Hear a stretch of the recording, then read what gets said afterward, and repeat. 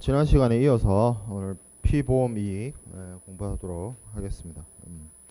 피보험 이익의 개념은 충분히 지난 시간 수업 내용으로 여러분들이 이해했을 거라고 믿어요.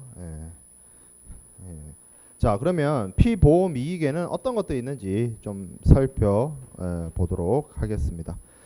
첫 번째 나오는 게 선박 또는 적화라고 되어 있는데, 선박은 선박인 것이고 적화는 화물을 얘기를 합니다. 적화.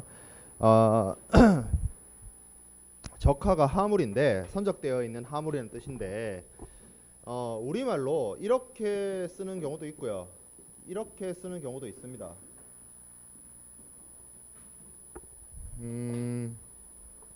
한자가 달라요. 한자가 다른데 큰 차이 없습니다, 사실.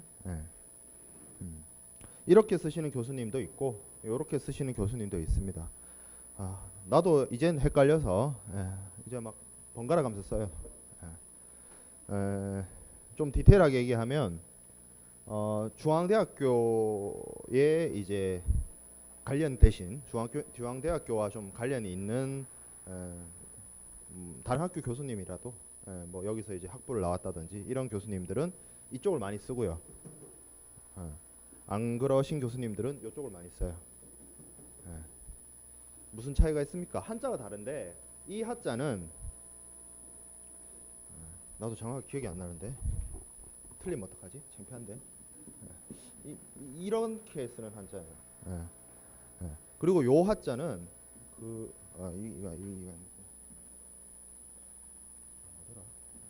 나도 한자를 잘 안 쓰니까 까먹게 돼. 이건가? 중국 유학생들 맞아요? 이 하자예요, 이 하자. 한자도 잘 안 쓰니까 까먹습니다. 이게 우리가 보통 하물하다 할 때 하자가 요 하자고요. 이 하자는 뭐냐면 선박에 실려 있는 하물을 요 하자를 써요. 그러니까 뭐 둘 다 하물을 뜻하는 한자니까 크게 의미의 차이는 없는데요. 이쪽에 있는 하자는 선박에 실려 있는 하물을 뜻합니다. 그리고 이거는 그냥 하물이라고 하는데, 그래서 엄밀한 의미에서는 이 적하보험, 우리가 얘기하는 해상보험에서의 적하보험이란 게 해상 운송 중에 있는 화물만을 대상으로 하는 것이 아니기 때문에 이렇게 쓰는 게 맞다라고 하시는 교수님들이 더러 있어요.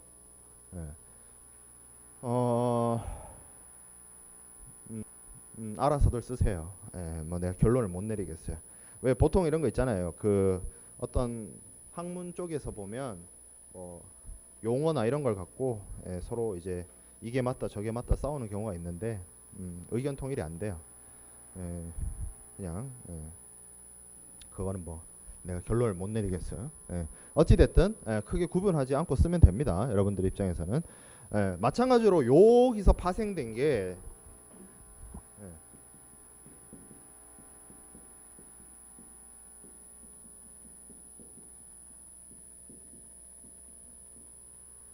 이거예요, 이거.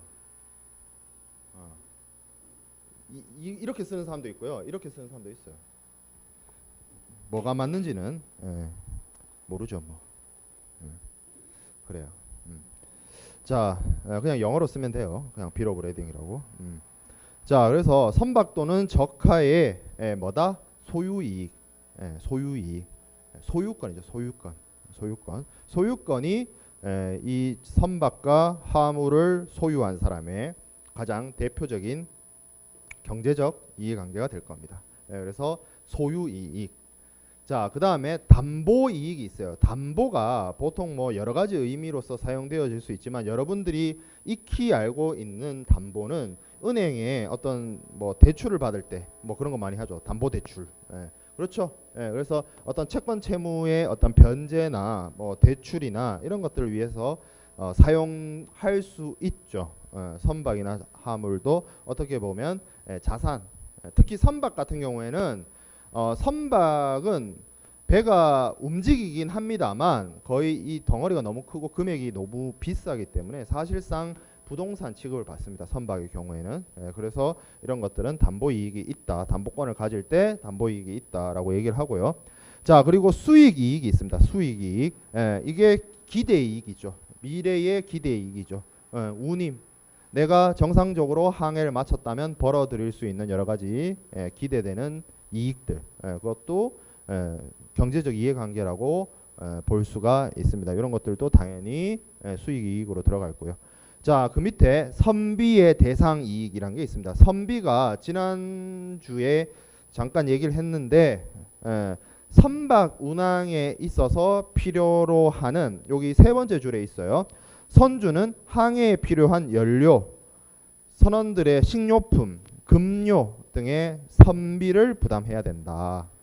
그러니까 선박 운용 비용이라고 생각하면 됩니다. 연료나 이런 것들. 배 한 척 움직이는데 여러 가지 투자가 필요한데 그것이 이제 뭐 기름 많이 먹어요 배가. 그런 것들을 이제 선비라고 하는데 어떻게 보면 이 선비를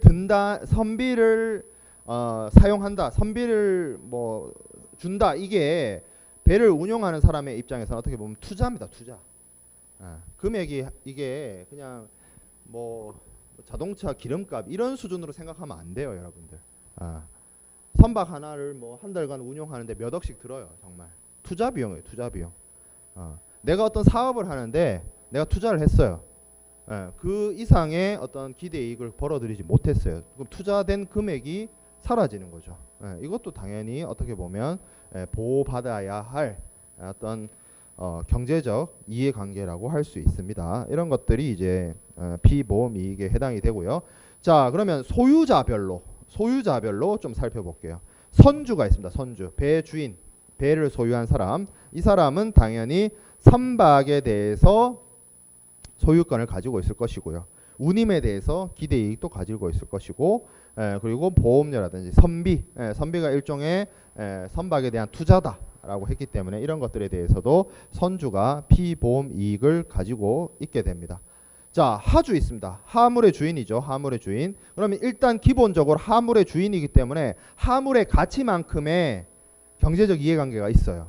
그렇겠죠? 하물가해. 그리고 이것도 보험을 들기 때문에 보험료도 일종의 투자되는 금액이라고 치면 이것도 피보험 이익이라고 할 수 있고요. 그리고 운임을 선불한 경우, 위에 있는 선주의 운임은 도착지, 그러니까 후불 조건에서 내가 받지 못한, 미래에 받았어야 할 그 운임을 어떻게 보면 경제적 이해관계가 있는 것이고, 하주의 입장에서는 뭐예요? 내가 선불했어, 운송 비용을. 근데 내 화물이 목적지에 도착하지 못했어. 그러면 내가 미리 낸 그 운임 날라간 거죠. 그죠?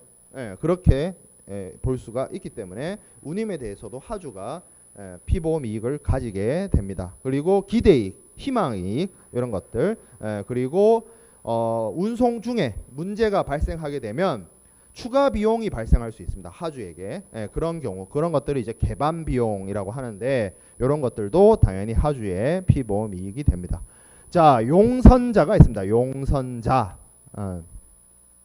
용선자란 게 뭐 어떻게 보면 뭐 배 빌리는 사람 뭐 이렇게 얘기할 수가 있죠. 그래서 선주에게로부터 배를 빌려서 용선하는 사람을 보통 용선자 이렇게 부르는데, 이 용선자들도 배를 빌리기 때문에 선박, 자기가 빌리는 기간 동안 선박을 임대차 하는 동안 아니면 나용선을 하는 동안 사용할 수 있는 그 기대되는 것이 있기 때문에 거기에 대해서 선박에 대해서 피보험 이익을 가지게 됩니다. 이런 것들이 이제 해당이 될 거고요. 그리고 이제 이 선박이나 화물이 어떤 담보가 될 수도 있다라고 했습니다. 그런 경우에는 뭐 저당권자라든지 유치권자라든지 이런 사람들이 이 피보험 이익으로서 선박이나 화물에 대해서 피보험 이익을 가지고 있을 것이고요. 그 외에 기타 당사자가 있습니다. 어떤 사람들이 있느냐? 선장이나 선원. 이 사람들은 항해가 정상적으로 마쳤다면 정상적으로 자신의 일을 계속 한 것이고 급료도 받을 것이고 뭐 이런 등등의 그런 기대되는 이익들이 있을 것인데, 이 선장이나 선원들은 금료, 금료 이런 것들에 대해서 피보험 이익이 있습니다. 그 외에도 이 운송을 하는 과정 속에서 운송인이 여러 하청업체, 대리인들을 사용하게 됩니다. 그 경우에도 이러한 대리인들, 하청업체들의 경우에도 운송업체로부터 받을 수 있는 여러 가지 수수료라든지 뭐 기타 비용이라든지 이런 것들에 대한 기대이익이 있기 때문에 이 부분에 대해서도 피보험 이익이라고 할 수가 있습니다. 그래서 피보험 이익에는 뭐 사람들 유형별로 살펴봐도 이런 것들이 피보험 이익에 해당이 된다 정도로 한번 체크하고 넘어가면 될 것 같습니다. 자, 그 다음에 피보험 이익이 없는 해상보험 계약. 해상보험 계약인데 피보험 이익이 없어요. 가능할까요? 이런 해상보험 가능할까요? 우리가 지난 시간에 배운 논리로 불가능합니다. 그래서 뭐예요? 첫 번째 줄에 뭐라고 적혀 있어요? 무효다. 무효의 의미는 처음부터 이 계약의 성립의 효력에 흠이 있고 하자가 있어서 원래부터 발생하지 않았어야 하는 것이다. 왜? 피보험 이익이 없으면 보험은 없다. 그죠? 그래서 이게 이제 뭐 도박이거나 사기이거나 그런 것이 아니라면 당연히 해상보험 계약에서는 피보험 이익이 있어야 되고 그 피보험 이익을 보험자가 담보하고 문제가 생겼을 때 보상하는 것이 해상보험 계약입니다. 그래서 여기 해상보험 계약에서 MIA 4조에서는 여기 밑에 두 번째 두 개의 단락에 나눠 있는 것처럼 다음의 경우에는 사행 또는 도박이라고 봅니다. 뭐 어떤 경우? 피보험 이익을 갖지 않고 계약을 체결하는 경우. 그리고 보험증권에 이익유무 불문, 뭐 이익의 추가 증명 없음 이러한 용어들, 그러니까 쉽게 말해서 피보험 이익을 확인할 수 없는 이러한 문구들이 들어가 있는 보험 계약 이런 것들은 사기이거나 도박이다, 보험이 아니다 라고 하는 겁니다. 그만큼 피보험 이익이 중요하다는 거죠.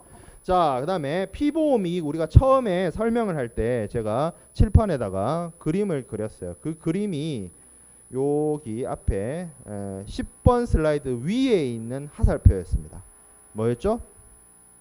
보험의 목적, 대상물이 있고 그 대상물은 선박이나 화물,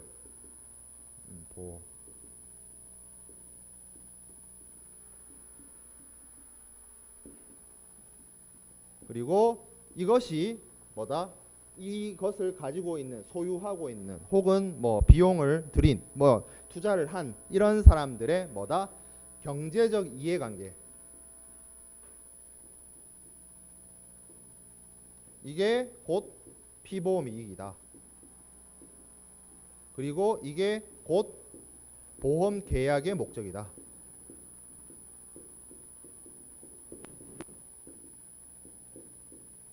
그죠? 근데 이게 경제적 이해관계가 되기 위해서는 금전으로 계산 가능해야 된다. 그래서 이걸 금전으로 계산을 하면 뭐가 된다? 보험 가능액, 보험 가액이 됩니다. 보험 가액. 이 경제적 이해관계의 어떤 총액이에요. 총액. 근데 보험을 들 때 이 보험 가액을 전부 다 드는 경우, 보험에 드는 경우도 있지만 다 들지 않고 일부만 들기도 한다. 그러면 실제로 보험 계약을 체결할 때 보험회사가 담보해 주기로 하는 그 금액, 그 경제적 이해관계만큼 그것을 뭐라고 한다? 보험 금액이라고 합니다. 그리고 이거를 바탕으로 보험료율을 따져서 보험료가 나오는 거죠. 이런 구조라고 했는데 이제 우리가 피보험 이익에 대해서는 어느 정도 살펴봤어요. 우리가 이제 또 살펴봐야 될 것은 보험 가액입니다. 보험 가액, insurable value. 우리가 피보험 이익 할 때 영어로 무슨 표현을 썼냐면 insurable interest라고 했어요. 보험에 들 수 있는 이해관계, 이익. 근데 보험 가액은 뭐다? insurable value입니다. 보험을 들 수 있는 어느 정도 밸류가 뭐예요? 가치. 가치. 그런 걸 얘기하는 거죠. 그래서 보험 가액이라고 하는 것은 보험 사고가 발생했을 때 피보험자가 입게 될 수 있는 손해의 최고치예요. 최고치. 이 최고치이기 때문에 그러니까 보험에 드는 보험 계약자가 입을 수 있는 손해의 맥시멈이에요. 그 맥시멈이란 뜻은 이 보험 계약자가 가지고 있는 피보험 이익의 총액이에요. 맥시멈이요. 내 전부. 전부. 그걸 얘기를 하는 겁니다. 그리고 이 보험 가액이 중요한 게 우리가 첫째 주 때 배웠나요? 실손 보상의 원칙, 이익 금지의 원칙에 따라서 절대 보험 회사는 피보험자가 가지고 있는 보험 가액 그 이상을 보험에 들게 해줄 수가 없어요. 만약에 내가 갖고 있는 경제적 이해관계가 1,000만 원이에요. 근데 보험회사가 나한테 보험 계약을 맥시멈 2,000만 원으로 했어요. 그러면 그 오버되는 1,000만 원 그거 문제가 있죠. 왜? 내가 가진 거, 내가 갖고 있는 경제적 이해관계는 1,000만 원인데 보험회사가 1,000만 원을 더 보장해 준다면 당장 나는 그 1,000만 원 가치가 있는 물건을 소유하거나 운용하기보다는 어떻게 하는 게 좋아요? 부셔버리는 게 나한테 금전적 이득이 더 크죠. 그게 실손보상의 원칙이라고 강조를 했잖아요. 그래서 보험 가액 그 이상 절대 보험회사가 보험계약을 체결하거나 담보하거나 보상할 수가 없습니다. 그러니까 이게 맥시멈이라고 생각을 하면 돼요. 밑에 나와 있죠. 밑부분에 밑부분이 아니라 하나 둘 셋 넷 네 번째 줄에 보험 가액은 보험자가 보상할 최대 손해액입니다. 맥시멈이다. 법률상 보험자의 보상 책임에 대한 최고 한도다. 최고 한도다. 자, 그러면 보험 금액이 있었어요. 보험 금액. 밑에 보험 금액이 있죠. 보험 금액이 쉽게 말해서 보험자와 피보험자가 보험 계약을 체결하는 금액이에요. 보험에 든 거야. 내가 보험을 할 수 있는 금액이 이만큼인데 이만큼 전체를 다 보험에 들 수도 있고 아닐 수도 있다. 일부만 할 수도 있다. 왜 일부만 합니까? 다 하면 좋죠. 라고 생각할 수 있어요. 근데 이렇게 생각해 봅시다. 재산이 1억 2억인 사람들 말고 예를 들어서 재산이 한 1,000억 뭐 조 이렇게 있다고 칩시다. 그럼 내 재산 전체 조를 1조 단위를 보험에 들어요. 그럼 보험료가 얼마겠어요? 그죠? 내가 재산을 100 가지고 있다고 해서 그 100을 다 보험에 드는 게 아니에요. 절대로. 위험한 보험의 대상이 되는 어떤 사고나 우리가 배웠던 리스크, 퍼릴 이런 거에 노출 가능성이 높은 재산만 보험에 드는 거예요. 그렇지 않겠어요? 내가 집에 나는 그런 취미는 없습니다. 내 취미는 오직 게임밖에 없었기 때문에. 내가 근데 어른들 중에 여러 가지 취미 생활 하시는 거, 나는 어른들이 이렇게 취미 생활 하시는 거 되게 좋게 생각하는데 취미 생활 중에 그런 거 있어요. 돌 모으시는 분들. 수석. 수석이 뭐 천차만별이죠. 가격 되게 비싼 수석도 있고. 근데 수석을 화재 보험을 들어요. 의미 있어요? 그렇게 보험료를 낼 이유가 있냐고? 전혀 없죠. 우리가 상식적으로 돌은 불에 안 탑니다. 그죠? 그러니까 내가 모든 재산을 나의 모든 경제적 이해관계를 보험에 든다? 그렇지 않다는 거예요. 실제는. 그렇기 때문에 내가 보험에 들 수 있는 전체 총액이 보험 가액이라면 실제로 보험회사하고 보험계약을 체결하는 그 대상 금액은 보험 금액이라고 하는 겁니다. 그래서 이 보험 금액, 보험자하고 보험회사하고 체결하는 보험은 보험 가액을 초과할 수가 없습니다. 실손보상의 원칙에 따라서. 자, 그러면 이 보험 가액은 어떤 것들이 있느냐? 첫 번째 나오는 게 협정보험 가액이 있습니다. 협정보험 가액. 보험 가액을 하나, 둘, 셋. 네 번째 줄에 있습니다. 당사자가 협정하여 일정액을 보험 가액으로 인정. 이를 협정보험 가액이라고 한다. 그리고 그 밑에 줄에 당사자 사이에 미리 피보험 이익의 가액에 대해서 합의가 이루어진 보험.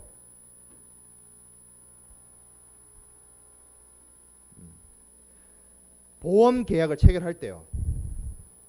어떤 보험의 이 목적물이 있죠. 선박이나 화물. 이 선박이나 화물이 갖고 있는 뭐 소유권이나 뭐 담보권이나 뭐 기대이익, 희망이 이런 경제적 이해관계를 보험 계약 체결을 할 때 미리 당사자, 여기서 당사자는 누구겠어요?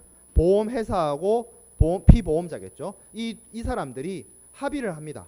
얼마라고. 그래서 그거를 협정보험가액이라고 합니다. 뭔가 협정이란 말이 들어가 있으니까 이게 뭐 국가에서 정했거나 국제 간에 정했거나 뭐 그런 느낌이 확 들 수도 있는데 그냥 협상에서 정했다 이렇게 이해해요. 그냥 협정. 미리 합의해서 정하는 겁니다. 그래서 미리 보험 계약 체결을 할 때 보험 가액을 정했다라고 해서 협정 보험 가액을 다른 말로 기평가. 여기서 기는 우리 왜 그런 거 있죠. 결혼한 사람, 안 한 사람 얘기할 때 기혼, 미혼 이렇게 하잖아요. 이미 평가했다는 거죠. 뭐를? 보험 가액을. 그래서 기평가 보험이라고 합니다. 자, 반대도 있겠네요. 반대도. 자, 법정 보험 가액이 있습니다. 법정 보험 가액. 이것도 하나, 둘, 셋, 넷. 네 번째 줄에 볼게요. 보험 계약을 체결할 때마다 양 당사자가 보험 가액을 합의할 수 있으면 모든 보험 가액은 협정 보험 가액이 될 것이나 실제로는 안 그래요. 왜? 물가의 변동이 심하거나 그리고 보험 사고가 발생해야만 보험 가액을 알 수 있는 제3자에 대한 배상 책임액 등은 보험 가액을 협정하기가 곤란하다. 이 경우에는 어떻게 한다? 첫 번째 줄, 다시 첫 번째 줄로 올라올게요. 사고 발생 시점에서 객관적 사실에 기초해서 보험 가액을 정하는 것, 산정하는 것. 이거를 법정 보험 가액이라고 합니다. 그러니까 다른 말로 쉽게 얘기해서 보험 계약 체결할 때 보험 가액이 정해진 것이 아니라 사고가 발생하고 난 다음에 보험 가액이 정해지는 경우입니다. 이거를 법정 보험 가액이라고 합니다. 이거는 당사자가 합의하는 게 아니에요. 보통 보험자나 피보험자가 정한 금액이 아니라 예를 들어서 사고가 났어요. 그러면 그 사고에 의해서 발생된 손해나 손실을 여러 가지 손해사정사나 이런 사람들이 검사합니다. 그러니까 객관적인 제3자가 살펴보고 손해액을 산정하는 거예요. 그래서 이거는 보험 계약을 체결하는 시점에는 보험 가액이 정해지지 않았어. 얼마인지 몰라. 그렇기 때문에 다른 말로 미평가 보험이라고 합니다. 아니, 자기 재산인데 자기 재산의 가치를 왜 모릅니까? 모르는 경우가 더 많아요. 실제로는. 어떤 물건의 가치란 게 수시로 변동합니다. 여기서는 물가 변동 얘기를 하고 있죠. 그렇죠. 그렇죠. 국제적 시세가 변동하는 물건에 대해서는 그 가치를 따지기가 힘들죠. 그리고 여기 밑에 예시로 들고 있는 게 뭐예요? 내가 누구의 차나 누구의 뭐 재산을 들이받았어요. 그 사람이 다치거나 그 사람의 재산이 상해를 입었죠. 손실을 입었죠. 그걸 미리 알 수 있어요? 미리 알 것 같으면 사고를 안 내지. 그렇죠? 그죠? 무조건 들이받았어. 들이받으면 뒷목 잡고 나오잖아요. 그 사람의 치료비, 뭐 이런 거 미리 어떻게 알아? 사고가 나봐야 알죠. 뭐. 그렇죠? 그리고 협정보험가액, 법정보험가액 이걸 다 떠나서 보험가액이란 거는 고정적인 게 아닙니다, 여러분. 한번 생각을 해봐요. 우리가 사람을 대상으로 한 보험을 얘기하고 있는 게 아니잖아요. 자동차, 선박, 화물 이런 물건들을 대상으로 하는 보험을 얘기하고 있어요. 그러면 그 물건들의 가치란 게 내가 지금 여기 뭐 인문대나 사회과학대학에서 지금 강의하는 게 아니잖아요. 경영대에서 강의하고 있잖아요. 경영학부생들이잖아요. 거의 대부분이. 아닌 경우도 있지만 아니라도 거의 뭐 복수 전공이나 부전공 정죠. 물건의 가치란 게 고정이에요. 시간의 흐름에 따라서 불변이에요. 뭐예요? 감가상각이라는 게 일어나잖아요. 회계 안 배웠어요? 회계의 가장 기본적인 거 아니에요? 감가상각, 고잉 컨선, 지속 가능성. 지속 가능성이 있어야 재무제표가 나오죠. 지속 가능성 없으면 재무제표 쓸 이유가 없죠. 예. 뭐예요? 감가상각을 하잖아. 감가상각. 물건의 가치는 계속 변동한다고. 보험계약 체결할 때랑 향후에 1년 뒤에 6개월 뒤에 예, 보험의 그 대상이 되는 이 선박이나 화물의 가치가 같지 않다고요. 그런 것들을 다 미리 생각을 해봐야 됩니다. 예, 그래서 딱 정해진 금액, 딱 정해진 금으로 보험계약 체결한다. 이런 경우보다 저런 식으로 사후에 사고가 발생해야 보험 가액이 정해질 수가 있습니다. 아니 그러면 사고가 발생을 해야만 보험 가액이 정해지면 보험료는 어떻게 계산합니까? 보험 가액을 바탕으로 보험료 계산하는 게 아니에요. 뭘 바탕으로 보험료 계산한다 그랬어요? 제가 보험 금액. 이거는 변동 가능해. 왜? 내가 선박이나 화물에 대해서 가지고 있는 어떤 경제적 이해관계니까 수시로 변동하거나 감가상각이 되거나 변동합니다. 근데 이건 뭐라 그랬어요? 제가 보험자와 피보험자가 보험 계약을 체결해서 보험자가 담보해 주기로 한 금액이라고 했어요. 이건 계약을 체결해버립니다. 계약서를 썼어요. 계약을 바꾸지 않는 이상 보험 금액은 바뀌지 않습니다. 감가상각으로 줄어드는 거는 보험 가액이야. 보험에 들 수 있는 가능액이야.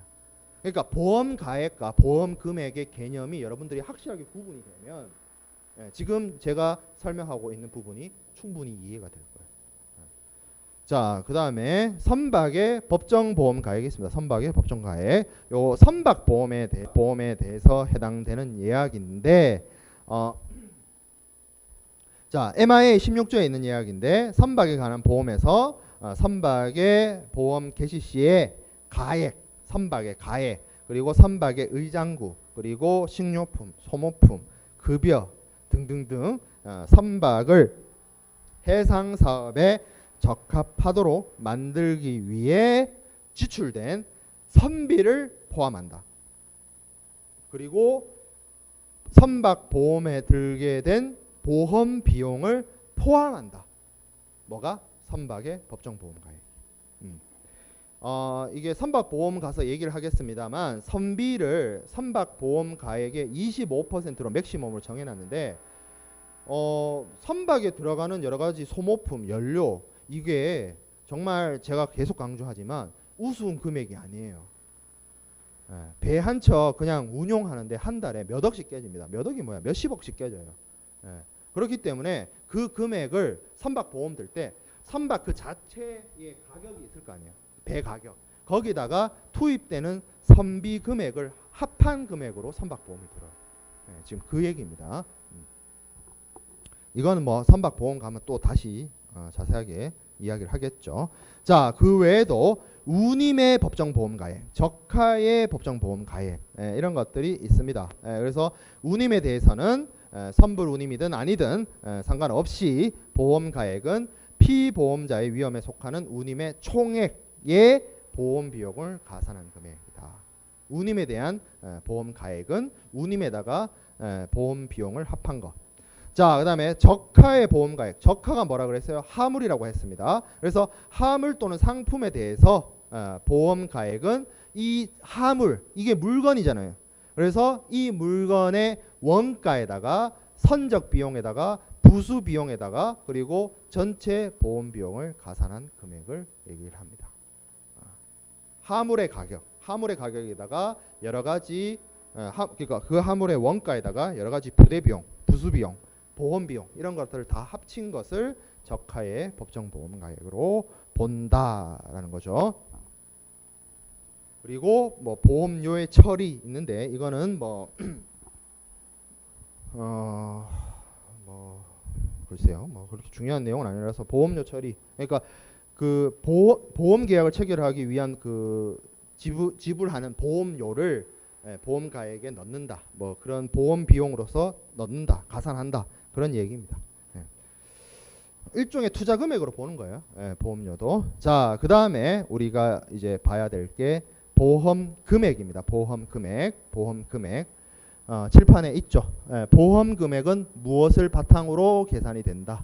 보험 가액을 초과하지 않는 범위 안에서 보험자와 피보험자의 계약에 따라 정해지는 금액이죠. 그래서 어떻게 한다? 보험 금액이란 손해 발생 시에 보험자가 부담하는 보상 책임의 최고 한도액입니다. 피보험자가 가지고 있는 피보험 이익의 최대가 아니라 보험자가 부담하는 보상의 최고예요. 엄연히 다른 내용이고 엄연히 다른 개념입니다. 자, 보험 금액을 영어로 뭐라고 그러냐면 insured amount예요. 보험 가액은 insurable value였어요. 보험에 들 수 있는 가치. 근데 여기는 insured입니다. ed가 붙었죠. 영어 단어에 전미어에 ed 약간 뭐예요? 과거형이죠. 과거형. 보험에 든 금액이에요. 쉽게 말하면.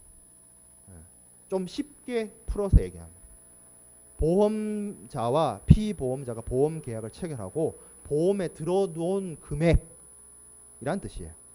그 보험에 들었기 때문에 보험 계약을 체결했기 때문에 이 계약에 따라서 보험자는 이 금액만큼 사고가 발생 시에 피보험자에게 보상할 의무가 있는 겁니다. 그렇죠. 자, 그래서 보험 금액은 아까 앞에서 강조한 것처럼 보험 가액을 초과할 수 없고 보험자는 보험 금액만큼 보상 책임을 지게 됩니다. 보험금의 최고액은 실제 손해액과 보험 가액 및 보험 금액 중 낮은 금액이 됩니다. 그죠? 그리고 여기 몇 번째 줄에 하나, 둘, 셋, 넷, 다, 여섯 번째 줄에 볼드체 되어 있죠. 보험금의 최고액은 실제 손해액과 보험 가액과 보험 금액 중 가장 낮은 금액이 된다. 보험금이 뭐예요? 보험료하고 다르죠. 우리 용어 정의할 때 배웠죠. 보험금은 뭐다? 보험회사가 피보험자한테 보상하는 돈. 그게 보험금이라고 했어요. 근데 보험금이 세 가지 중에 가장 낮은 거라 그랬어요. 뭐가? 실제 손해, 그리고 보험 가액, 그리고 보험 금액. 보험 금액이 피보험자의 피보험 이익이라고 했습니다. 피보험 이익의 총액이라고 했어요. 그래서 이게 기준을 잡기 위해 100이라고 칩시다. 그러면 보험 금액은 insured amount예요. 보험자하고 피보험자가 보험 계약을 체결해서 보험에 든 금액이에요. 뭐 100을 다 들 수도 있지만 안 그런 경우도 있다 그랬죠. 그래서 예를 들어서 80만큼만 보험에 들었어요. 그런데 이 물건이 뭔지는 얘기를 안 했습니다만 어쨌든 이 물건이 손해가 났어요. 뭐 사고가 났어요. 그래서 손해를 입었습니다. 그 손해가 이 보험 목적물 전체를 다 날려버리고 그리고 다른 화물 혹은 제3자한테까지 피해를 줘서 실제 손해액이 보험 가액보다 높을 수 있어요. 높게 되는 이유 중에 하나가 제3자에 대한 피해. 물어줘야 됩니다. 자동차를 끌고 가다가 뭐 완전 자동차를 박살냈어요. 내 차를. 근데 그 들이받은 곳이 벽이거나 전봇대거나 나무거나 이러면 상관이 없어. 내 차만 박살나고 말았으니까. 근데 남의 차, 남의 집, 남의 가게 이런 데를 들이받으면 다 물어줘야 되잖아요. 그러면 실제로 보험 가액이 내 보험 그 실제 손해액이 보험 가액보다 훨씬 높을 수 있다고. 그러면 실제로 보험회사가 주는 보험금은 이 세 가지 중에 뭐라고? 가장 낮은 거. 가장 낮은 거.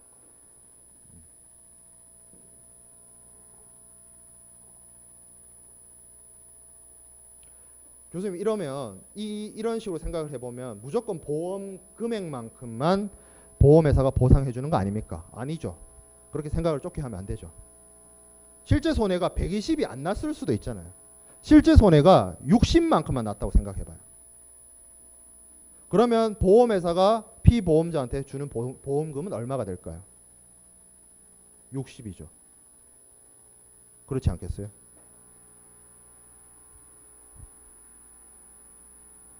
그렇죠? 그래서 이렇게 표현한 거예요. 뭐다? 실제 손해액과 보험 가액과 보험 금액 중에 제일 낮은 거다. 보험금은. 이 의미입니다.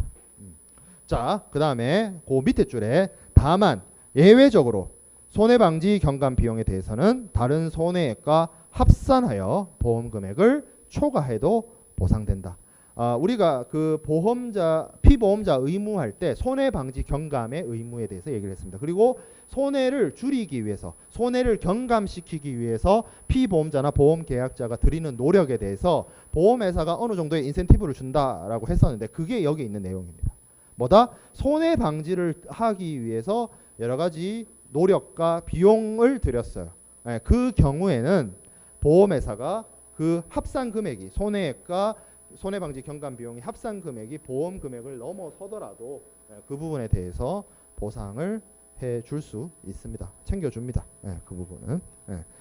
자, 그건 뭐 비용선에 가서 다시 또 얘기를 하고, 자, 그 다음에 보험료가 있습니다. 프리미엄. 자, 보험료는 뭐다? 보험자에게 주는 돈입니다. 보험자가 담보해주는 위험을 부담해주는 것에 대한 어떤 반대급부, 대가로서 피보험자나 보험계약자가 지급하는 금액을 보험료라고 합니다. 그래서 요금 생각해보라 그랬죠. 헷갈리지 말고 요금. 그래서 보험료 산출은 보험 금액에서 여기다가 보험료율을 곱해서 보험료가 산출이 됩니다. 보험료율하고 보험료는 다음 주에 우리 연휴 지나고 공부하게 될 겁니다. 요 금액을 기준으로, 이게 쉽게 말하면 보험계약서에 보험자하고 피보험자가 약속한 금액인데 요 금액에다가 보험회사 자체적으로 정한 요율이 있어요. 요율이. 그게 이제 뭐 어떤 하물이거나 어떤 선박이거나 뭐 아주 뭐 예를 들어서 어떤 보험 조건으로 들거나 보험 조건, 보험 대상, 보험 시기, 보험자, 피보험자 뭐 등등의 여러 가지를 고려한 요율이 있습니다. 아주 세분화되어 있어요. 그 요율을 곱한 금액을 통해서 보험료를 계산해요. 보험료. 그래서 요걸 바탕으로 보험자가 이제 금액을 청구하고 피보험자나 보험계약자가 보험료를 내는 방식이죠. 이거 어차피 보험료에 대해서는 우리가 다음 강의 자료에 4주차 강의 자료에 앞부분에 있기 때문에 거기서 또 자세하게 다루겠습니다.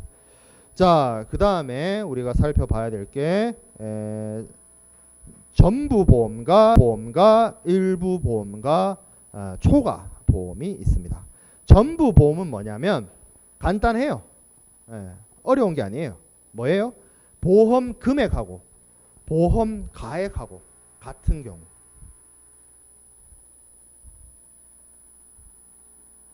지금 여기가 보험 가액이라고 했습니다. 보험 가액이 뭐다? 피보험 이익의 총액.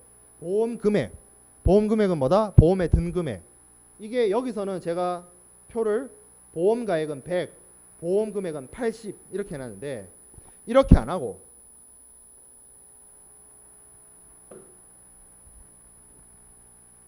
어디 갔어? 이렇게 들면 이걸 뭐라 한다? 전부 보험이라고 한다. 풀 인슈어런스라고 합니다. 보험 가액만큼 다 드는 거예요. 다 드는 거. 그렇죠? 가장 이상적이죠. 가장 이상적이죠. 그리고 실제 손해가 발생하면 실손 보상의 원칙에 따라 내가 입을 수 있는 최대 손해니까 내 재산의 총액이니까 그만큼을 보험회사가 보상해 줄 수 있기 때문에 제일 무난합니다. 제일 무난하죠. 그리고 이 전부 보험이라는 거는 실질적으로 여기 지금 강의 자료에도 나와 있습니다만 협정 보험 가액에서 가능하죠. 협정 보험 가액에서. 법정 보험가액은 왜 안 돼요? 보험가액이 정확하게 계산이 안 되니까. 사고 나봐야 아니까. 그죠? 법정 보험가액이 그 뜻이라고 했죠. 사고 나봐야 안다. 보험가액이 얼마인지. 근데 보험가액이 정확히 얼마인지를 아는데 여기서 100인데 100만큼 보험에 들면 풀 인슈어런스가 됩니다. 자, 그 다음에 일부 보험이 있습니다. 언더 인슈어런스죠. 보험 가액보다 보험 금액이 작은 경우 말합니다. 작은 경우.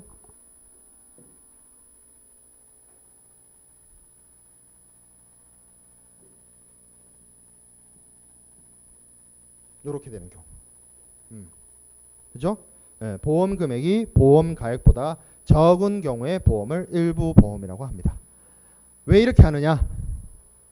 보험료를 절감하기 위해서.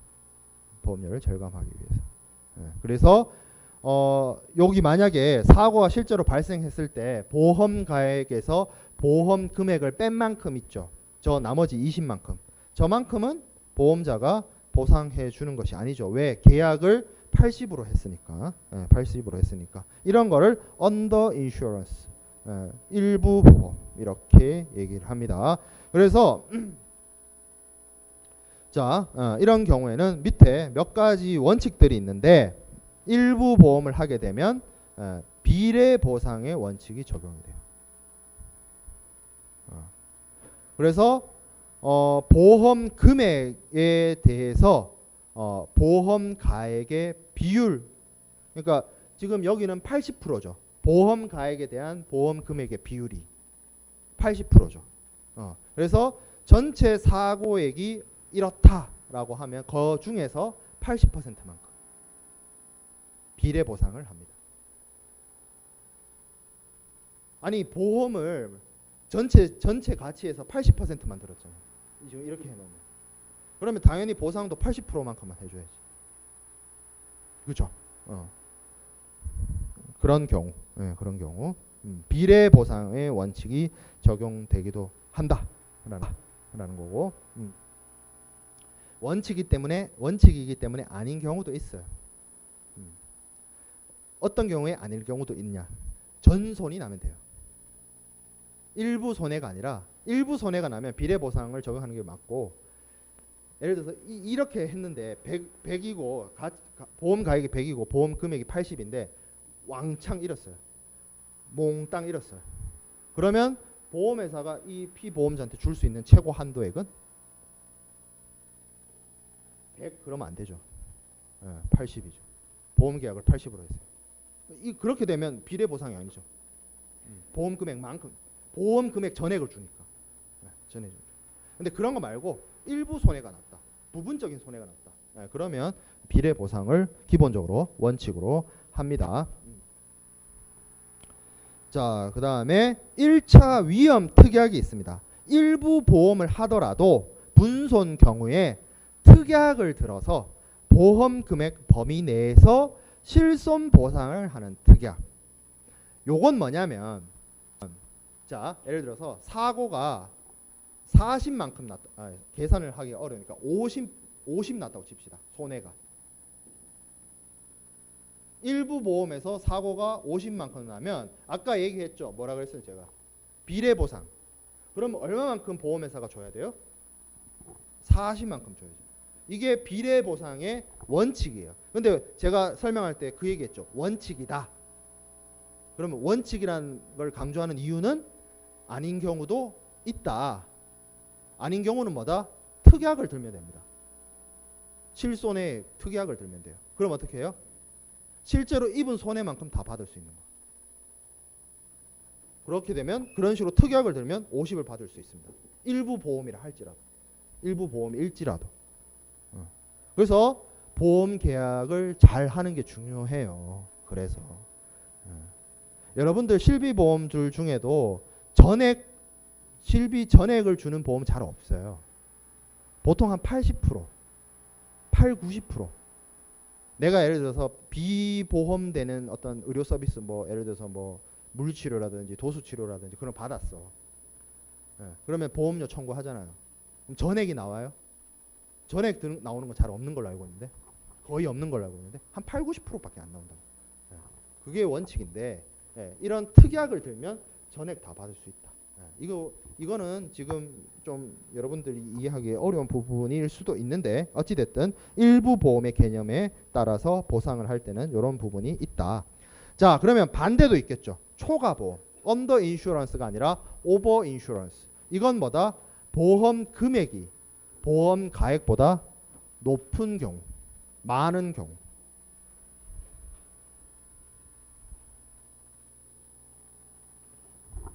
보험 금액이 보험 가액 초과하면 안 되는 거 아닙니까? 맞아요.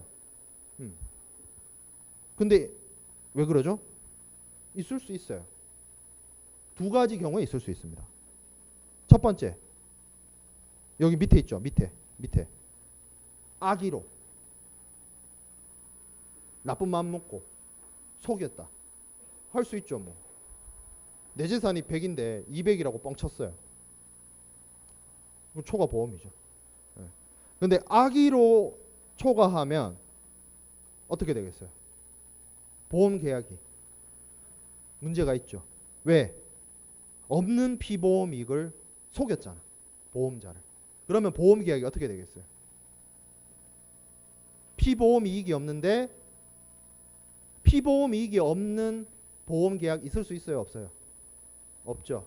그럼 어떻게 되겠어요? 보험 계약 무효되겠죠. 악의로 사기쳐서 초과보험 들면. 근데 이 강의 자료 밑부분에 선의의 초과보험도 발생할 수 있다. 그럼 선의의 초과보험은 어떤 경우가 해당이 되느냐? 이미 여러분들한테 나는 답을 제시했어요. 어떤 경우가 있을까요? 감가상각. 보험에 들 때 이 재산의 가치는 1,000원이었어. 1년이 지났어. 감가상각 됐어요. 750이 됐어. 보험 계약은 작년에 맺은 1,000원이야. 초과보험 되죠. 그렇죠. 그런 식으로 발생할 수도 있습니다. 그건 악의를 한 게 아니잖아. 그죠? 그래서 혹시 여러분들 자동차 보험 들어본 친구들 있어요? 자동차 보험을 얼마 만에 재계약합니까? 그래서 1년 단위로 하는 거예요. 왜? 자동차란 게 처음에 5천만 원 주고 사면 그 사서 내가 인수받는 순간부터 가격이 떨어지기 시작합니다. 1년 탔어요. 거의 새 차야. 거의 새 차는 없어요. 이미 중고차야. 새 차이거나 하루라도 타면 중고차입니다. 거의 새 차는 존재하지 않아요. 그렇죠? 1년 지났어요. 5천만 원이에요. 그 차의 가치가? 아니죠. 3천 될까? 생각보다 자동차 감가상각률이 셉니다. 그렇죠? 회계 공부해보면 알죠. 25%인가? 원가회계. 내가 원가회계 배운 지가 10년이 넘었어. 그건 나보다 여러분들이 더 정확하게 알아야 될 거 아니야. 자동차가 감가상각이 되잖아요. 그렇잖아요. 보험 가액이 떨어진다고. 시간의 흐름에 따라서. 그런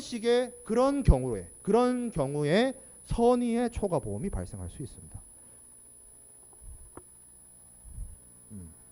자, 그렇죠. 그래서 여기 나와 있죠.